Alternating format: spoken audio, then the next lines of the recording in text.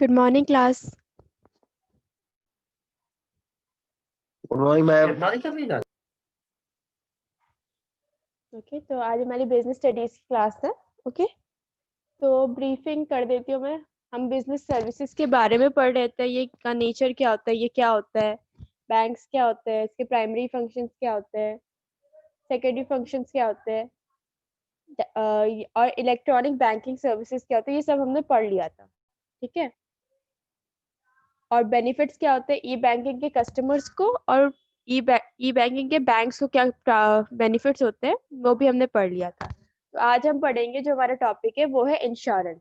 Insurance क्या होता है आज हम वो पढ़ेंगे। ओके, तो एक बार सारे बच्चों को आ जाने दो, और दो बच्चे 2 मिनट और इनका वेट कर लेते हैं, फिर हम क्लास स्टार्ट करते हैं। ओके, एंड कोई डाउट है तुम्हें इसमें से बिजनेस सर्विसेज में पहले का, या कुछ याद ही नहीं है?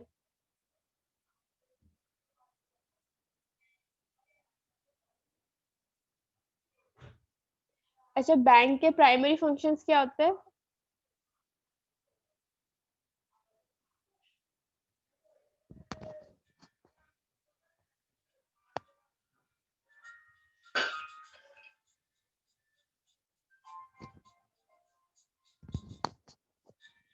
क्या होते हैं प्राइमरी फंक्शन? सबसे पहला काम क्या होता है बैंक का?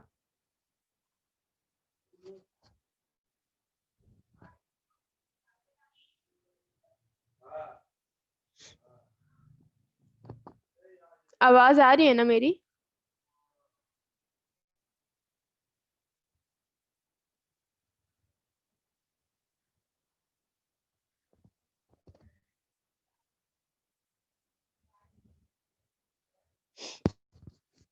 अरे नहीं पता तो बताओ, मैं बताती हूँ ना। से यस और नो कम से कम।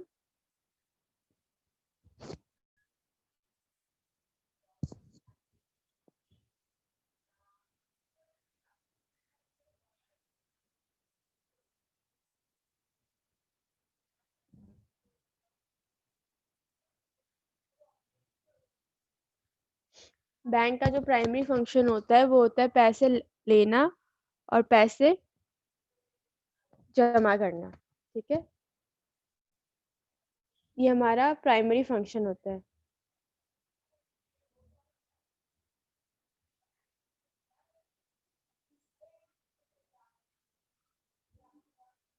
ठीक है, ठीक है। तो हम आज पढ़ते हैं इंश्योरेंस। ये चीज तुम लोग रिवाइज करते रहो, पीछे का सब कुछ भूल जाते हो जब मैं आगे का कराती हूँ, तो ऐसे नहीं चलेगा। ठीक है, तो फिर आज हमारा जो टॉपिक है वो है इंश्योरेंस। कि हमारा इंश्योरेंस क्या होता है। तो पहला जो है हमारा वो है, insurance is the contract under which one party, insurer, insurance company, agrees in return of a consideration insurance premium to pay an agreed sum of money to another ma'am, party to make। हाँ, अभी आप क्या बता रहे थे? फिर से बता, मैं डिस्कनेक्ट हो गया था। कोई बात नहीं, मैंने अब जस्ट अभी स्टार्ट किया था। मैं ये बता रही थी कि इंश्योरेंस क्या होता है। तो इंश्योरेंस एक ऐसा कॉन्ट्रैक्ट होता है जिसमें जो होता है ना, एक पार्टी होती है, दो पार्टी होती है इसमें। एक तो होती है जो इंश्योरेंस कंपनी होती है, और जो एक होता है इंश्योर्ड, जिसने इंश्योरेंस लिया होता है। तो ये एक कॉन्ट्रैक्ट होता है दोनों पार्टी के बीच में, जिसमें ये होता है कि कुछ पैसे देकर एक अमाउंट जो होता है उनको मिलना होता है कुछ टाइम पीरियड के बाद, या किसी लॉस पे या डैमेज पे इनका इंश्योरेंस बना होता है। उसके लिए क्या करना होता है, जो ये पार्टीज होती है, जो जिसने इंश्योरेंस लिया होता है ना, उसको बेसिकली क्या होता है, उसको पैसे देने पड़ते हैं इंश्योरेंस कंपनी को स्टार्टिंग में। और उसके बाद एक टाइम पीरियड ऐसा आता है, अगर उसको कोई लॉस हो जाता है तो वो जो इंश्योरेंस कंपनी है वो उसको फिर पे कर देती है। ठीक है, यही इंश्योरेंस होता है। ठीक है, तो इसका ही मैं डिफाइन कर रही थी कि insurance is a contract under which one party agrees in return of a consideration. Consideration मतलब होता है उसके बदले में कुछ मिलना, चाहे वो पैसे हो या चीजें हो या कुछ भी हो। ठीक है, उसका कंसिडरेशन कहते हैं। To pay an agreed sum of money to another party to make good for a loss, damage, or injury to something of value in which the insured has financial interest as a result of some uncertain event। ठीक है, तो basically यही कहा जाता है कि इसमें insurance किया जाता है कि अगर ऐसा हो जाता है, कभी कोई लॉस हो जाता है या कभी कुछ हो जाता है, ऐसे काफी सारी चीजें होती है। जैसे कोई लोग शिप पे जाते हैं, अगर शिप अगर डूब जाए तो उसके लिए भी इंश्योरेंस बनता है। तो क्या होगा, उनको न्यू शिप मिलेगी या शिप का जो होगा उसका आधा पैसा मिलेगा, पर कुछ मिलता है उनको, अगर उन्होंने इंश्योरेंस बना रखा होता है। तो ये हमारा इंश्योरेंस होता है। इंश्योरेंस में हमें स्टार्टिंग में थोड़े पैसे देने होते हैं, उसके बाद एक टाइम पीरियड के बाद या फिर जब भी हमारे साथ कुछ भी अनसर्टेन हो जाता है जिसके लिए हमने इंश्योरेंस बनाया होता है, तो जो इंश्योरेंस कंपनी होती है वो हमें पैसे दोबारा पे करती है। या फिर वही ये सामान अगर देती है? हाँ, सामान ज्यादा नहीं देती, देखा जाए तो पे ही करती है वो लोग, क्योंकि हम भी तो उसको उसके मैम बदले में लेकिन पैसे। जैसे कार इंश्योरेंस हो गया इसमें, तो ये तो वापस अगर कार मान लो कुछ हो गया कार को, तो वो तो नई कार देती है। हाँ, तो कुछ कुछ ये होते हैं, बेसिकली जो होता है दे सकते हैं, वही बोल ना कंसिडरेशन। इसमें यही नहीं बोल रहा कैश कंसिडरेशन ही देना है, कंसिडरेशन देती है, चाहे वो गुड्स के फॉर्म में हो या कैश के फॉर्म में हो, पर कंसिडरेशन देती है। ठीक है, तो ये हमारा होता है मीनिंग ऑफ इंश्योरेंस के बाद। इंश्योरेंस क्या होता है, तो ये बेसिकली एक कॉन्ट्रैक्ट होता है दो लोगों के बीच में। ठीक है, वो दो लोग कौन होते हैं, एक तो इंश्योरेंस कंपनी होता है और एक जो होता है वो पर्सन होता है, उसने इंश्योरेंस लिया हुआ होता है। ठीक है, तो इसका मीनिंग है। इसके बाद आया principles of insurance. These principles are, अब देखो जो इंश्योरेंस है ना, किस प्रिंसिपल पे बना हुआ है। प्रिंसिपल मतलब होता है कुछ कुछ, प्रिंसिपल मतलब किस बेसिस पे बना हुआ है, उसकी जो जड़ है ना, मतलब कौन कौन से ऐसे पॉइंट है जिससे वो बेसिकली खड़ा हुआ है। सिर्फ इंश्योरेंस, जैसे हमारा जो स्कूल होता है वो किस किस से खड़ा होता है, टीचिंग से खड़ा होता है, टीचिंग कराते हैं हम स्कूल में। एंड खेल, प्लेइंग कराते हैं, खेल कूद होता है। तो ये बेसिकली बहुत सारे प्रिंसिपल्स होते हैं। ठीक है, मतलब स्कूल का जस्ट एग्जांपल लिया है, तो कुछ प्रिंसिपल्स होते हैं, उसके अकॉर्डिंगली जो इंश्योरेंस होता है ना वो दिया जाता है, वो इंश्योरेंस किए बनाया जाता है। ठीक है, जैसे सब लोग भी जाते होंगे ना, तो काफी जगह अगर लोन वोन भी तुम लेने जाते होगे तो वो लोग तुम्हें पूछते होंगे कि तुम्हारे पास क्या क्या है, क्या क्या नहीं है। कुछ रूल्स एंड रेगुलेशंस होते हैं, उसके अकॉर्डिंग ही तुम्हें लोन मिलता है। तो प्रिंसिपल्स भी वैसा ही है कि कुछ प्रिंसिपल्स होते हैं इंश्योरेंस के, उस पे ही इंश्योरेंस को काम करना होता है। ठीक है, वो प्रिंसिपल्स अब हम पढ़ेंगे। तो पहला प्रिंसिपल है हमारा utmost good faith. Insurance contracts are based upon mutual trust and confidence between the insurer and the insured. It is a condition of every insurance contract that both the parties, that is, insurer and the insured, must disclose every material fact and information related to insurance contract to each other. ठीक है, तो पहला principal तो होता है कि utmost good faith होना चाहिए। मतलब जो भी हमारा इंश्योरेंस कंपनी है और जो जिसने इंश्योरेंस लिया है, दोनों के बीच में एक म्यूचुअल अंडरस्टैंडिंग होनी चाहिए। ठीक है, मतलब अगर तुम्हारा कोई शिप है, मैरीन इंश्योरेंस तुम ले रहे हो, ठीक है, तुम्हारा शिप है, तुम ऐसा नहीं कर सकते कि तुम्हारी शिप 2 लाख की है, तुम उसको 50 लाख का बताओगे कि भाई हमारा तो शिप 50 लाख का, तुम इसका इंश्योरेंस बनाओ, क्योंकि शिप तुम्हारी 2 लाख की है। ठीक है, तो ऐसे ना, मतलब वो नहीं कर सकते तुम एक दूसरे को, पता है छलावा कहते हैं, छल नहीं सकते। एक दूसरे को तुम्हें हर चीज बतानी पड़ेगी पॉइंट टू पॉइंट कि हाँ ये चीज है, यहाँ है, सारे डॉक्यूमेंट देने पड़ेंगे, उसके बाद ही इंश्योरेंस हो सकता है। इंश्योरेंस के लिए बहुत सारे डॉक्यूमेंटेशन की जरूरत होती है। ठीक है, तो इसीलिए कहा गया अटमोस्ट गुड फेथ, मतलब दोनों जो इंश्योरेंस कंपनी है और इंश्योरर है, दोनों के बीच में एक अंडरस्टैंडिंग होनी चाहिए और दोनों को एक दूसरे को सब कुछ डिस्क्लोज करना चाहिए कि कब क्या हो रहा है। ठीक है, जैसे ये कहते हैं इंश्योरर ये नहीं कर सकता कि अपनी चीजों का नाम दाम बढ़ा के नहीं बता सकता, कितना का है तो इतना का इंश्योरेंस करो। और ना ही ऐसा हो सकता है कि जो हमारा इंश्योरेंस कंपनी है वो प्रीमियम लेती है इंश्योरेंस के, तो वो सिर्फ ऐसे नहीं कह सकती कि नहीं तुमने प्रीमियम नहीं दिया, कभी उसने दे दिया, उसने ये नहीं कह सकती तुमने नहीं दिया, क्योंकि जो भी काम होता है ना इसमें प्रॉपर डॉक्यूमेंटेशन के साथ होता है, तो हर चीज का प्रूफ होता है। ये क्लियर हुआ अटमोस्ट गुड गुड फेथ।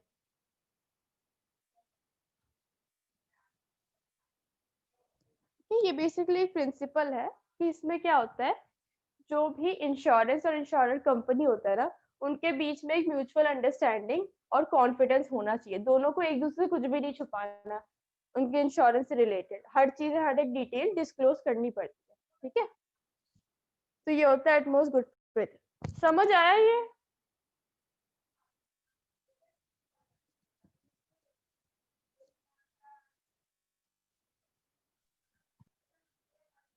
आया नहीं आया?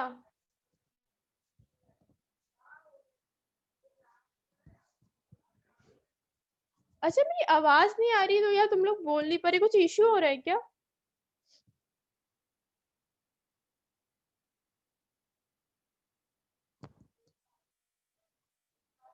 मैम आवाज आ रही है।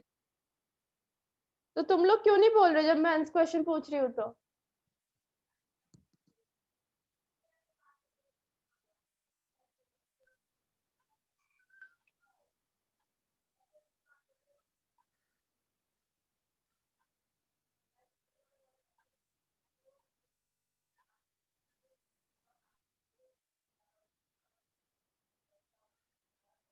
अब जब तो तुम मुझे बताओगे नहीं कि मैम समझ आया नहीं समझ आया, तब तक मैं पढ़ा आगे कैसे कंटिन्यू करूंगी? तुम लोग ही बताओ। मैम आया समझ। तो हाँ तो बोल क्यों नहीं बताओ। रहा था? बोलो सब। नहीं आया तो तुम लोग बताओ। तुम लोग बोलते हो कि मैम नहीं आया, तो मैं ऐसा नहीं कि मैं कराती नहीं हूँ, मैं दोबारा बताती हूँ ना। फिर आता है ना समझ, तो बताना पड़ेगा ना मुझे। आई नो ये जो टर्म्स है ना, ये थोड़े टिपिकल टर्म्स है, दिमाग में नहीं घुसेंगे, बस थ्योरी है ये वाला जो इसके एक एक लाइन में आता है कि एटमोस्ट गुड फेट क्या होता है या ये क्या होता है। केस स्टडी आ जाएगी, बोल देंगे कि इसने ये किया है, ठीक है। फिर ऐसे आ जाएगा कि इसमें कौन से प्रिंसिपल का वो हुआ है, क्या कहते हैं उसको, उद्घाटन नहीं, विरोध हुआ है। विरोध हुआ है बेसिकली, कहते हैं कौन सा जो प्रिंसिपल इसमें यूज नहीं हुआ था कि ये प्रॉब्लम्स आई। तो बेसिकली ऐसे क्वेश्चंस आते हैं। ये बस टर्म्स थोड़े टिपिकल है, ठीक है। तो पहला का मतलब यही है कि एटमोस्ट गुड फेथ, मतलब गुड फेथ मतलब तो समझते हो ना। गुड मतलब क्या होता है, अच्छा, और फेथ मतलब विश्वास, विश्वास, हाँ। तो इसमें मतलब यही होता है कि इंश्योरेंस कंपनी और इंश्योरर जो भी होता है ना, दोनों के बीच में विश्वास होना चाहिए। तो दोनों को एक दूसरे से कुछ भी नहीं छुपाना, ठीक है। इंश्योरर जो होगा उसको भी अपनी सारी डिटेल्स बतानी पड़ेगी जो इंश्योरेंस कंपनी है, और इंश्योरेंस कंपनी को भी अपनी सारी डिटेल्स बतानी पड़ेगी जो उसने किया है उस इंश्योरर के लिए। कुछ भी बीच में इनको छुपाना नहीं है, ना ही करप्शन का कोई मैटर आता है। तो ये है एटमोस्ट गुड गुड फेथ, मतलब दोनों के मैम बीच में अच्छी अंडरस्टैंडिंग मैम और विश्वास। हाँ मैं अगर विश्वासघात कर दिया फिर मैम केस कर सकते हो? हाँ, उसका हम आगे पढ़ेंगे ना, उनका भी सारे प्रिंसिपल्स ही तो है। जैसे लॉ में हमारे प्रिंसिपल होता है ना कि अगर ये कर दिया तो ये हो जाएगा, वो कर दिया तो वो हो जाएगा। तो बेसिकली ये वही प्रिंसिपल्स है। ये चीजें होनी चाहिए, नहीं होगा ना तो इस पे ना स्ट्रिक्ट एक्शन लिया जाएगा, और जो भी एक्शंस होते हैं वो बेसिकली कॉन्ट्रैक्ट में लिखा होता है। तो आगे पढ़ते हैं इसको फिर, ठीक है। फिर दूसरा पॉइंट है हमारा insurable interest. It means some pecuniary interest in the subject matter of insurance contract. The insured must have insurable interest in the subject matter of insurance, that is, life or property insured, and insurance will have to incur loss due to this damage, and insured will be benefited if full security is being provided. As businessman has insured interest in his house, stock, his own life, and that of his wife, children, and etc. ठीक है। तो insurable interest मतलब ये है कि जिसके ऊपर insurance लिया जा रहा है, चाहे वो लाइफ इंश्योरेंस हो, मेरिन इंश्योरेंस हो, या कुछ भी इंश्योरेंस हो, तो जिसके ऊपर भी इंश्योरेंस लिया जा रहा है ना, वो हमारा बेसिकली होता है इंश्योरेबल इंटरेस्ट। चाहे वो लाइफ भी हो सकता है, मेरिन भी हो सकता है, फायर भी हो सकता है, कुछ भी हो सकता है, किसी के भी अकॉर्डिंग हो सकता है। तो जो भी होता है तो वो हमारा इंश्योरेबल इंटरेस्ट होता है। इसमें क्या होता है, जब भी कोई अनसर्टेन चीज हो जाती है या कुछ भी हो जाता है जिस पे इंश्योरेंस लिया गया है, तो जो इंश्योरेंस कंपनी होती है उसको पे करना पड़ता है, ठीक है। थर्ड है हमारा इंडेमनिटी।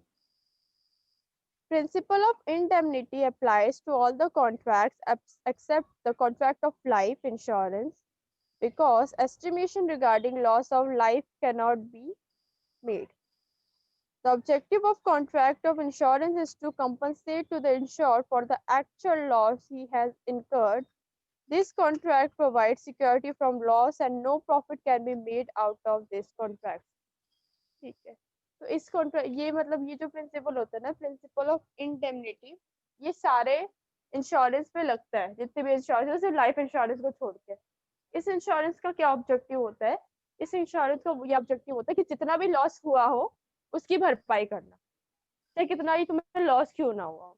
अगर तुम्हें 10 लाख का लॉस हुआ तो तुम्हें 10 लाख रुपए ही मिलेंगे, तुम्हें 50 नहीं मिलेंगे। अगर अगर ऐसा होता है ना कभी कभार, इंश्योरेंस 50 लाख का करवा रखा है, ठीक है, बट जो है लॉस बंदे को बस 10 लाख का हुआ, तो जो इंश्योरेंस कंपनी है वो सिर्फ 10 लाख का ही देगी, पूरे 50 लाख नहीं देगी, क्योंकि उसको बाकी लॉस नहीं हुआ है।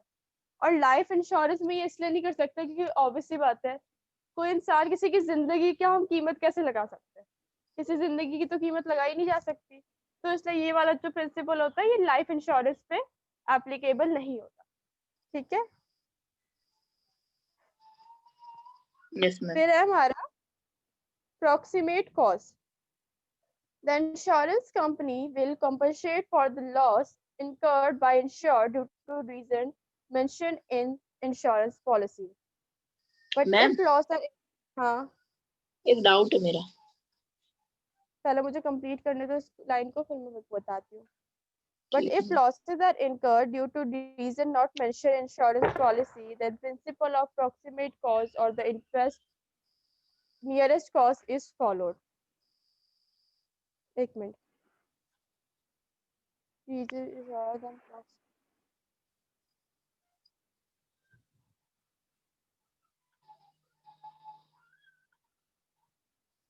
एक मिनट ना, the insurance company will compensate for the loss incurred by the interest due to reason mentioned in insurance policy, but if losses are incurred due to reasons,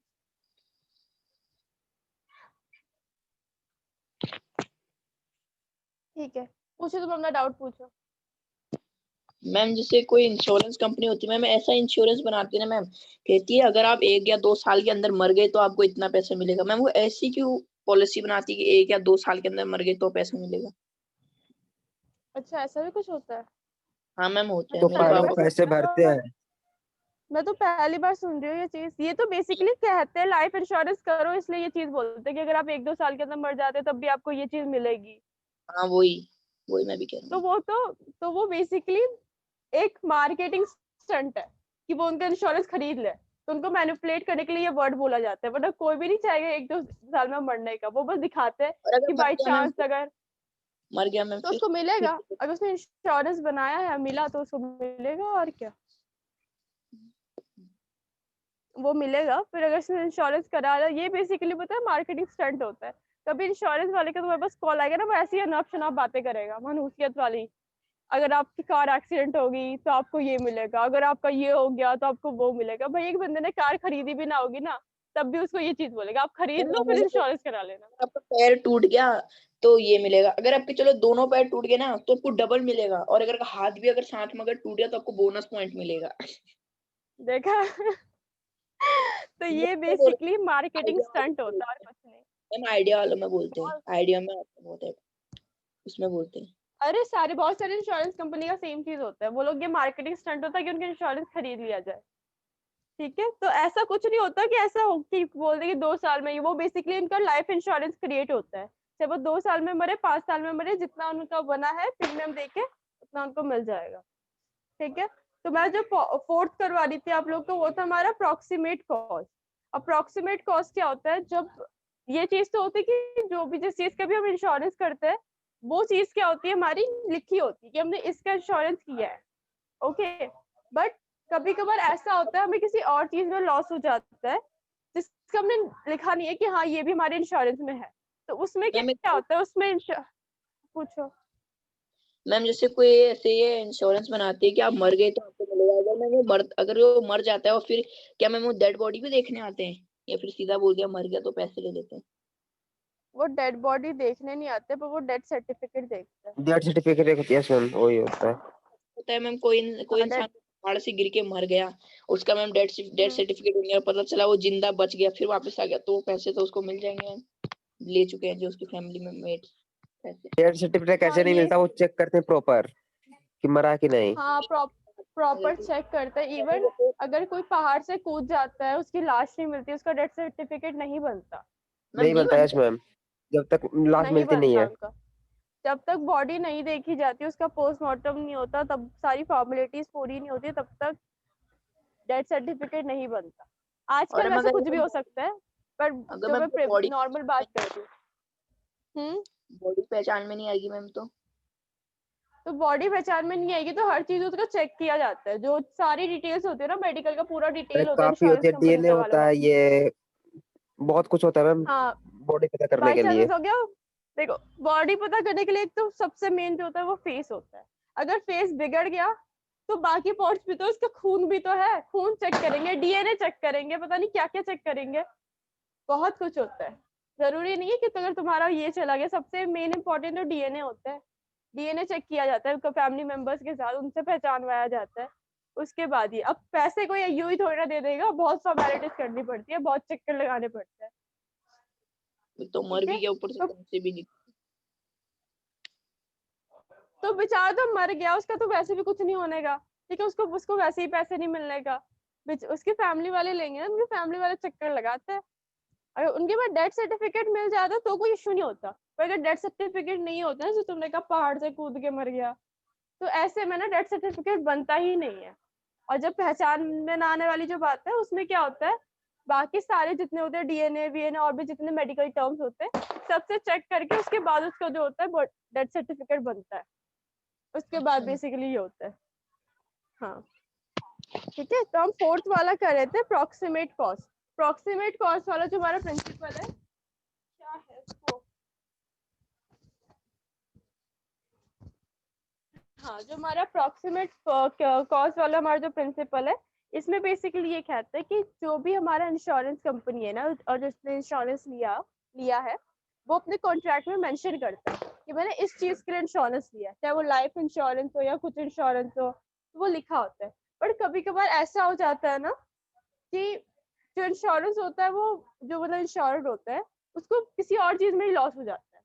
ठीक है, एग्जाम्पल ले लेते हैं कि लाइफ इंश्योरेंस किसी ने ले रखा है और उसको ना अचानक से बहुत ज्यादा तबीयत खराब होगी, बहुत ज्यादा तबीयत खराब होने इन सेंस वो हॉस्पिटल में एडमिट हो गया।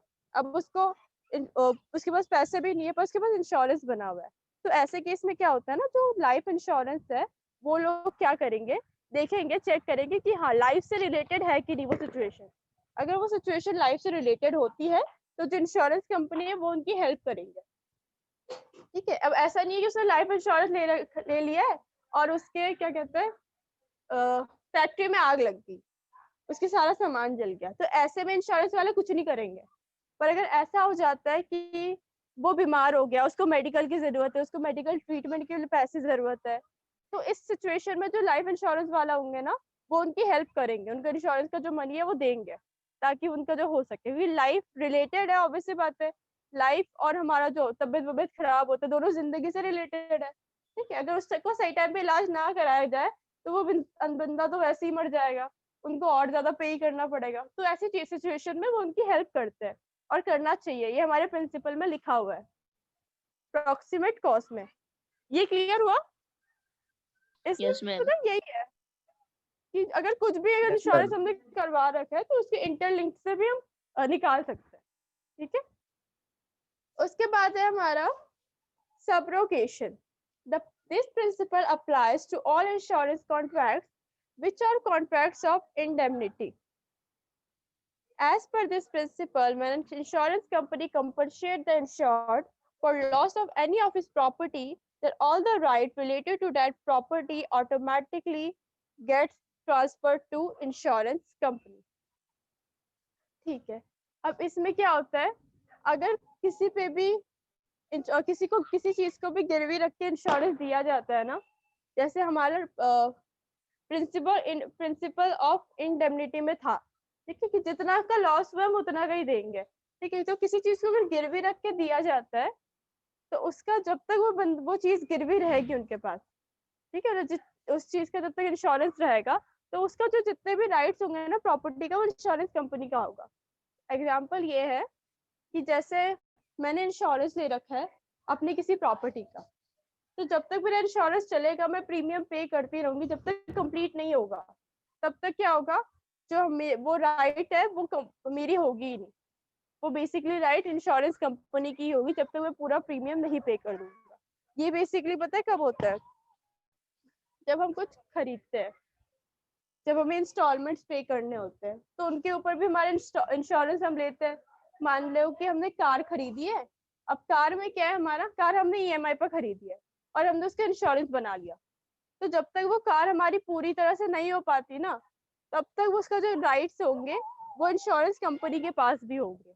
ऐसा नहीं कि वो आके हमारी कार चलाने आ जाएंगे, ऐसा नहीं होगा, पर उनके जो लीगल राइट्स है ना वो उनके पास भी होंगे, जब तक हम मैम पूरा सब कुछ पे नहीं कर देते। मैम जैसे हमने अपनी जो जमीन है मैम, वो मैम गिरवी रखी है, और मैम जो इंश्योरेंस वाले वो इलीगली मैम उस पे बिल्डिंग या फिर कुछ कंस्ट्रक्ट कर देता है। उसके बाद जब हम बिल्डिंग छुटा लेते हैं मैम, जो सारे जो उसके प्रीमियम वो पे कर लेते हैं मैम, जो बिल्डिंग होगी उस पे मैम किसका राइट होगा उसके बाद? हमारा होगा कि मैम इंश्योरेंस वालों का ही होगा? पहली बात ये बोलो, ये चीज कर नहीं सकते, ठीक है, मैम भले ही उनके इलीगली पास राइट है, पर उनका जो राइट है बस उन तक। हाँ हाँ, बोलो बोलो। मैम मैंने इलीगली भी लीगली बोला, इलीगली बना देते हैं उसको। इलीगली बोला ना, तो इलीगली बोला तो उस बिल्डिंग पे पूरा केस चलेगा, तुम में से किसी का राइट नहीं होगा, फिर गवर्नमेंट उसको सील कर लेगी, ऐसा फिर चीज जमीन, होगा, मैम क्योंकि जमीन, जमीन तुम्हें मिल नहीं, जाएगी, अगर पता है, ऐसे ही तू तो होता है किसी भी जमीन पे 10 साल के लिए लगातार रह जाएगा तो जमीन तेरा हो सकता है। ये कहने अब बोल कहने की बात है, ऐसा कुछ नहीं था, तो अभी जमीन भी पता हमारी। है काफी सिचुएशंस ऐसी होती है, ठीक है, जहाँ पे इलीगली चीजें बनाई जाती है, बनी हुई है, तो क्या करते हैं, जैसे ही गवर्नमेंट की उसमें नजर पड़ जाती है ना, वो क्या करती है, बुलडोजर ले आती है, जेसीबी ले आती है, उसको तोड़ देती है, जमीन रख लेती है। ये सिचुएशंस तो देखी होगी आप लोगों ने, कितनी सारी हुई है, अभी टीवीज में भी आती रहती है। कुछ भी अगर इलीगली किसी जमीन पे बनता है ना, तो गवर्नमेंट बेसिकली मतलब परमिशन ले लेती है कोर्ट से और उसको गिरा देती है, और जो जमीन मैम जिसकी है वो उसको दे देती है। मैम ये गौतम क्या बोल रहा था, 10 साल तक इसी जमीन के लड़ेंगे, जमीन तुम्हारी हो जाएगी। वो ऐसा नहीं होता, ये कहने की बात है, ऐसा होता नहीं। ऐसे तो सब यही लड़ पता है, जाएंगे बड़ी गोवा बड़ी में भी जमीन। एक सिस्टम है। एक तो मेरा ईयरफोन आज बार बार गिर रहा है, मुझे बहुत गुस्सा आ रहा है। हाँ, मैम आपकी आवाज तो नहीं आ रही है। बेसिकली, हाँ अच्छा हुआ नहीं आई। हाँ, तो बेसिकली पता है क्या होता है, जो गौतम ने कहा ना 10 साल तक किसी जमीन पे आ गए अब तो ये जमीन हमारी होगी, ऐसा कुछ नहीं होता। ये सब लोग मान लेते हैं कि हाँ अब तो ये जमीन हमारी, जैसे ही गवर्नमेंट को पता चल जाएगा ना ये इलीगल बनी हुई है, इस पे चाहे 10 साल से रह रहे हो तुम 50 साल से रह रहे हो, वो तुम्हारा घर टूटेगा ही टूटेगा। इसलिए इलीगल चीजों काम कभी नहीं करना चाहिए। ऐसा ना, जैसे झूठ होता है, झूठ हमेशा पकड़ा जाता है, चाहे आज पकड़ा जाए या 100 साल बाद पकड़ा जाए, पकड़ा वैसे तो जाता। इलीगल चीजें, हाँ वैसे इलीगल चीजें जो होती है, तुम्हें आज तो बेनिफिट उसका मिल जाएगा, पर 10 साल बाद भी तुम पकड़े जाओगे, तुम्हें केस, तुम्हारे ऊपर केस हो जाएगा, और पकड़ा तुम्हें तो। उल्टा और पैसा देना पड़ेगा और तुम्हारा घर भी टूट जाएगा। इसलिए ये सब चीजें मत करना कि 10 साल किसी जमीन पर रुक गया, ये जमीन हमारा, ऐसी चीज मत करना, मैम गांव में तो ठीक ऐसा है। होता है, इतनी जमीनें होती हैं लोगों के पास, इतनी जमीनें होती हैं, सब ऐसी उनके नाम। अब उनके हाँ वो पूर्वजों गाँव की में थी। होती है, हाँ अरे गांव पूर्वजों में की होती है, कोई कोई मैम खुद जैसे भी कोई खरीद जमीन लेता होती है। है, जैसे कोई खाली जमीन होती है उस पे मैम अपना रजिस्ट्रेशन करा देते हैं, ये हमारी हो गई है, हम्म, ये सब होता है, तो रजिस्ट्रेशन ये बेसिकली लीगल तरीके से किया जाता है, काफी सारी पता है ऐसी जमीनें होती है जो ऐसी होती अभी भी आइडल पड़ी हुई है, कोई नहीं रहता है। वहां पे, कोई कुछ नहीं होता, डेवलपमेंट हुआ ही नहीं है वहां पे। मैम एक बात तो पूछनी है हम्म, मैम, जैसे कोई ऐसी कोई आइडल कोई लैंड पड़ा है मैम, उस पे जाके वो अपने नाम पे मैम करा सकते हैं? जैसे मैम उस पे किसी का कुछ नहीं है तो मैम जो पहले गया मैम उसकी हो जाती है वो जमीन। ऐसा नहीं हो जाता, तुम्हें प्रॉपर उसका भी रजिस्ट्रेशन अरे कराना होगा, क्वेश्चन है, ठीक है, पूछो। जैसे रतन टाटा जो है, हम्म, उसने अभी तक शादी नहीं की है। अच्छा, वो तू उसने कर, तो तो शादी नहीं की है। नहीं मैम, वो कुमारा ही है, तू करा दे। बुढ़ा। तो अगर मरेगा तो उसकी जायदाद किसकी होगी? तुम्हें बहुत तेरी, पता है वो कुंवारा है। इसको चिंता हो रही है मैम, नहीं, वो मैं कल कुआरे। देख रहा था फैक्ट में, उसमें पता चला, उसमें देखा था, फैक्ट्रीज में देखा था उसका जो लीगल हेयर होगा उस पे होगी। कि वो अभी तक कुमारा है। अब ऐसा हो जाता है ना, जो कुंवारे रह जाते हैं उनके बच्चे बच्चे नहीं होते हैं, उनकी जो जमीन होती है उनके क्या रिलेटिव्स के मामा पास जैसे चली लग जाती है, जिसको नॉमिनी बनाए रखा होता है, जिसको नॉमिनी कर रखा होता है ना, जिसके बच्चे बच्चे नहीं होते, अपने चाचा ताऊ के लड़कों को नॉमिनी बना देते हैं कि मेरे बाद मेरी जायदाद इसको जाएगी, तो ऐसे ही नॉमिनी बना रखा होगा। क्योंकि वो अपना 66% भी गवर्नमेंट को ही देता है कमाई का। हाँ, कोई है ही नहीं बेचारे के पास, क्या करे, मुझे तो आज पता चला सीरियसली। तो इसीलिए वो अपना 66% गवर्नमेंट को देता है, नहीं तो मुकेश अंबानी ज्यादा अमीर होता अभी तक वो। नहीं नाम नहीं, है अगर कोई रतन तब भी अगर टाटा। By chance Tata Ambani. ऐसा होता है, मैं मुझे बोलने दोगे, बोलूं मैं? मैम रुको एक सेकंड, टाटा अंबानी क्या बोला तूने, क्या नाम है टाटा? अरे रतन रतन टाटा, टाटा। स्टील इंडस्ट्री का मालिक, टाटा अरे इंडस्ट्री का। शादी नहीं हुई उसकी? नहीं की है। अरे कुंडली उंडली में दोष होगा, वो बता नहीं रहे। पहले मैं बता दूं, ये जो है ना रिकॉर्डिंग वीडियो है, अरे मैम इसलिए बार थोड़ा संभाल के बोला करो तुम लोग, कुंडली वुंडली बाद में जोड़ते रहना। हाँ, तो मैं ये कह रही थी कि बाई चांस अगर ऐसा हुआ उसने किसी को नॉमिनी नहीं बना रखा होगा ना, तो अपना चैरिटी में दे देगा या गवर्नमेंट को दे देगा उसकी डेथ के बाद। मैंने भी बहुत और पहले ये पूछा था, बेसिकली मैंने भी बहुत पहले पूछा था अगर किसी ने नॉमिनी नहीं बनाया होगा, आपने उस समय भी बताया था जो गवर्नमेंट रख हाँ लेती है। हाँ, वो रख नहीं लेती, वो बेसिकली विल में लिखा होता है सब राइट कुछ होता है उनका, उनका उसके राइट होता अकॉर्डिंग। है। हाँ, उनका राइट होता, अगर नहीं होता, कोई नहीं करता, कोई भी नहीं है, उसका चाचा ताऊ भी नहीं ले रहा, कोई भी नहीं ले रहा, किसी के नाम पे भी नहीं किया गया उसको, उसके बाद वो गवर्नमेंट ले लेती है, जब देख लेती कि नहीं ये इसका प्रॉपर्टी और कोई नहीं ले सकता। तो बेसिकली ऐसा होता तो नहीं है, किसी न किसी को नॉमिनी कर देते हैं, पर तब भी ये सबसे लास्ट चांसेस होते हैं। ठीक है, तो हमारा सब्रोगेशन हो गया। उसके बाद है हमारा third six principle, contribution. Okay, according to this principle, if a person has taken more than one insurance policy for the same risk, then all the insurers will contribute the amount of loss in proportion to the amount assured by each of them and compensate for actual amount of loss, because he has no right to recover more than the full amount of his loss.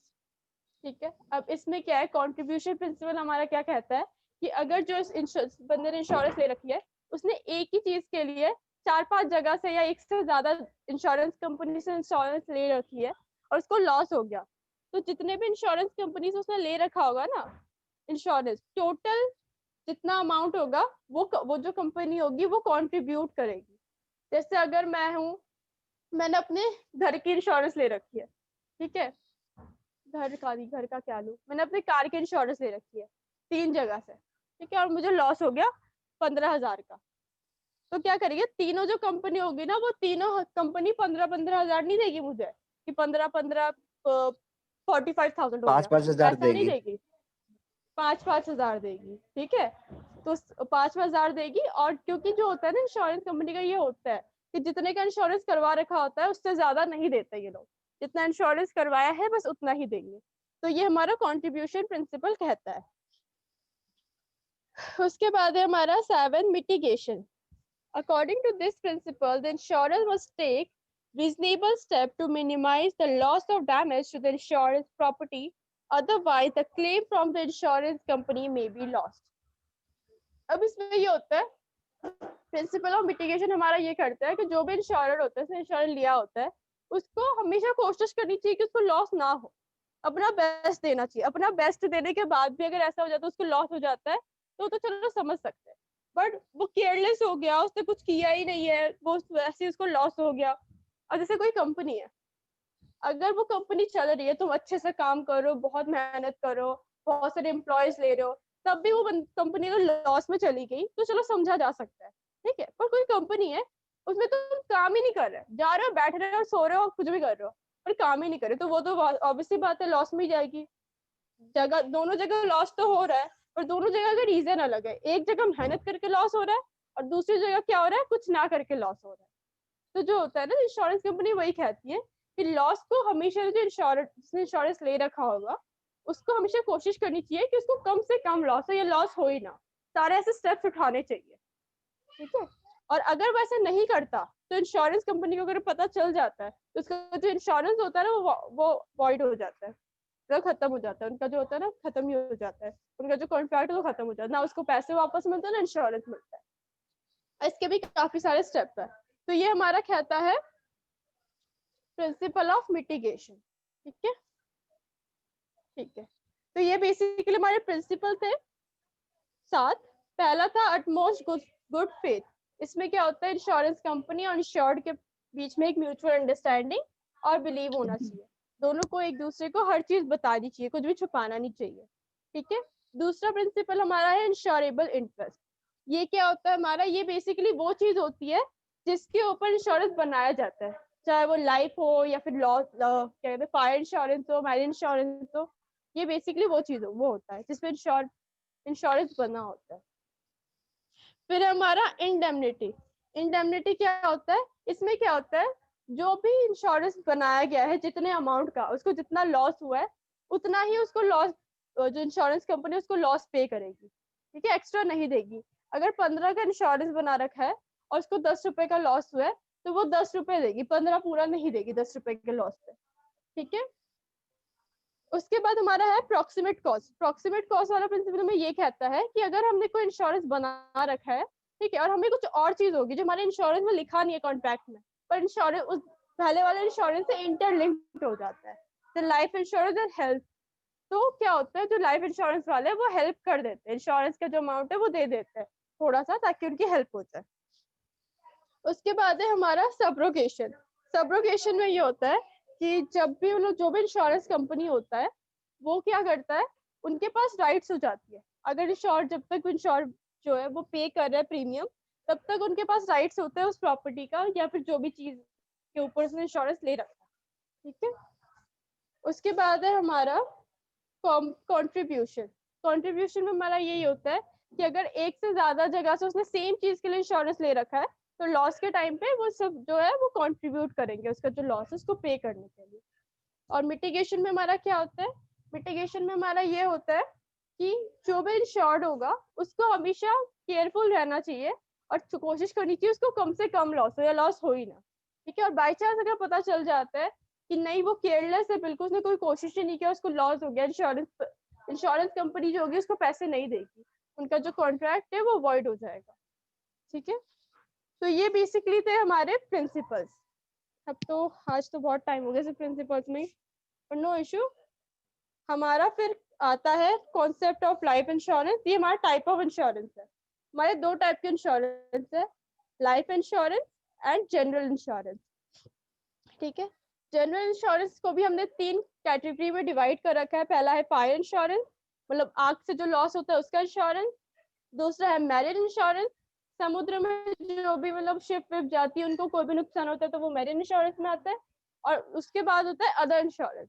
अब other insurance में बहुत कुछ, जैसे car insurance हो गया, bike insurance हो गया, vehicle insurance हो गया, बहुत कुछ आता है, तो वो हम बेसिकली पढ़ेंगे, ठीक है। तो इसको हम कल पढ़ेंगे और कोशिश करेंगे कल ये इंश्योरेंस हमारा खत्म हो जाए। उसके बाद हमारे पोस्ट सर्विसेज है और टेलीकॉम सर्विसेज, ठीक है। मतलब इस वीक तक हमारा चैप्टर 4 खत्म हो जाएगा। अच्छा, अब तक मैंने जहां तक पढ़ाया कोई डाउट है किसी को इसमें?